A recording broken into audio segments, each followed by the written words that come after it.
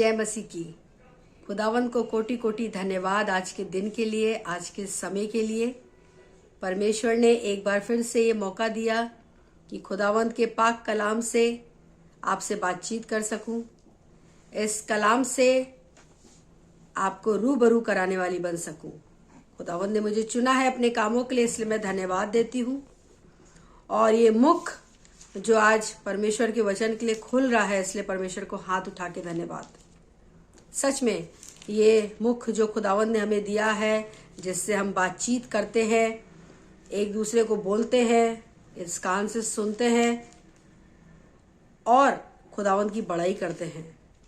पर कई लोग इस मुख से, इस जुबान से, इस मुंह से कई बार ऐसी बातों को भी कर जाते हैं जो खुदावंद की नजर में गलत है।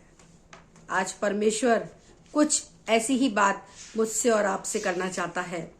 मत्ती 12 उसका 36 में लिखा है, और मैं तुमसे कहता हूं कि जो जो निकम्मी बातें मनुष्य कहेंगे, न्याय के दिन वे हर एक उस बात का लेखा देंगे।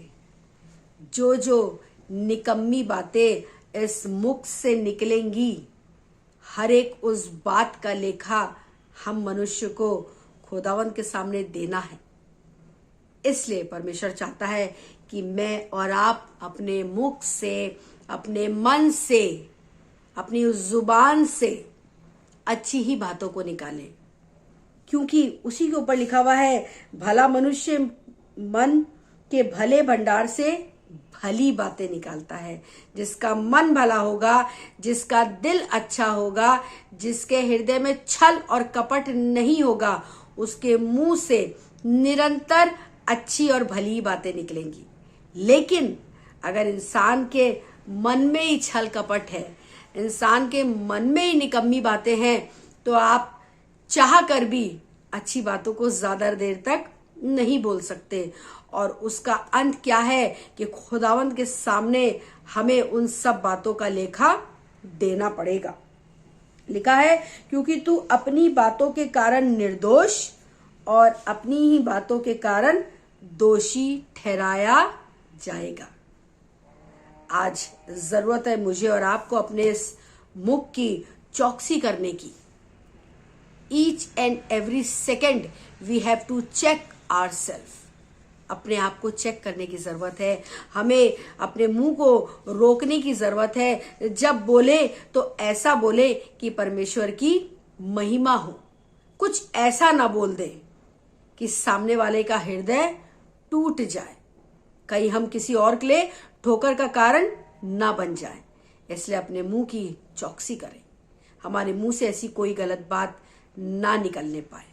प्रकाशित वाक्य 20 उसका 12 में लिखा हुआ है, फिर मैंने छोटे बड़े सब मरे हुए को सिंहासन के सामने खड़े हुए देखा, और पुस्तक खोली गई, और फिर एक और पुस्तक खोली गई, अर्थात जीवन की पुस्तक। और जैसा उन पुस्तकों में लिखा हुआ था, वैसे ही उनके कामों के अनुसार मरे हुए का न्याय किया गया। जैसा उस पुस्तक में लिखा हुआ था, वैसे ही मरे हुए का न्याय किया गया। हम भी एक दिन ऊपर जाएंगे। हमारे लिए भी आज पुस्तक में लिखा जा रहा है, कल हमारे लिए भी पुस्तक खुलेगी और हमारा भी न्याय होगा। बेहतर है कि हम अपने मुंह की चौकसी करें, क्योंकि इस मुंह की बातों से ही हम खरे भी होंगे और निर्दोष भी पाए जाएंगे।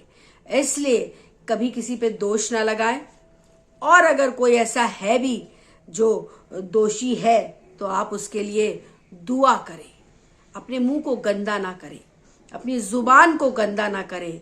सामने वाला तो कर ही रहा है, पर आप अपने मन को रोके रहे, अपनी जुबान को रोके रहे, अपने मुख